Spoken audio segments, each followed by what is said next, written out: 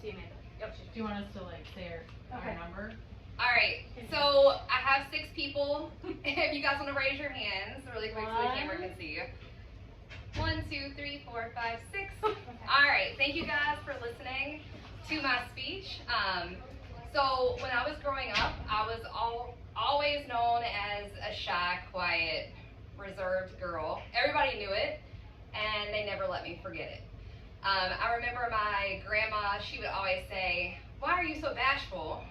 And if I wasn't already embarrassed, I was after she said it.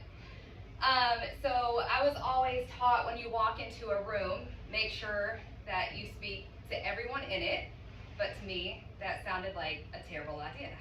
I just wanted to slip in, talk to a couple people, slip out without being noticed.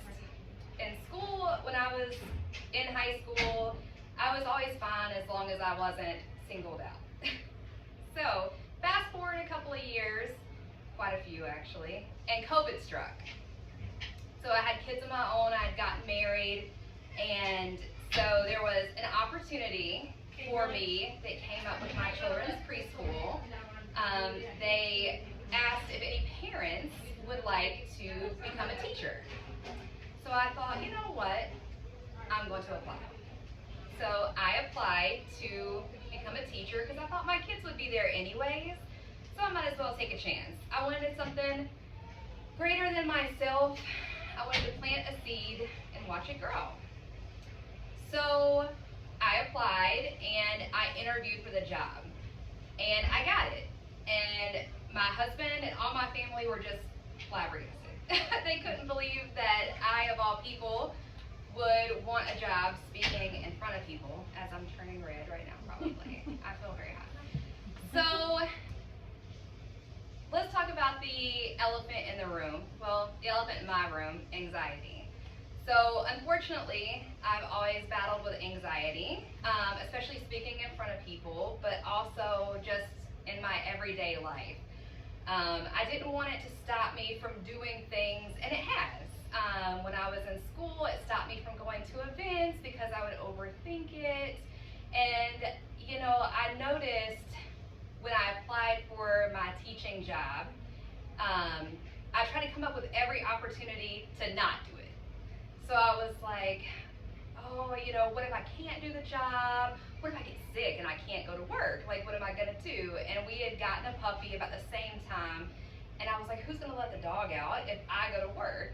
So I was trying to come up with something so that I couldn't do it.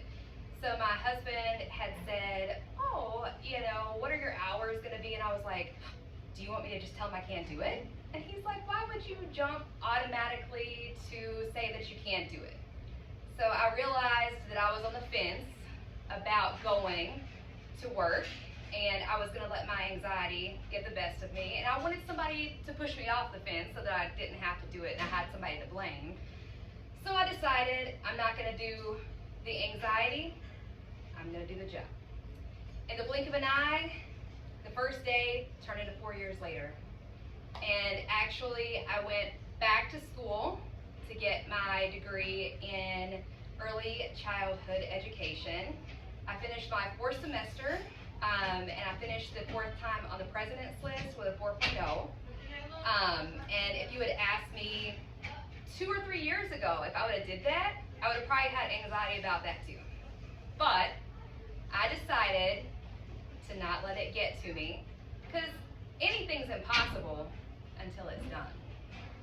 And then I always try to tell myself, winners never quit and quitters never win. And here I am today, speaking in front of you guys, not letting anxiety get the better of me. So thank you for listening to my speech. I caught the last sentence. Well, it was very good. You could watch the recording.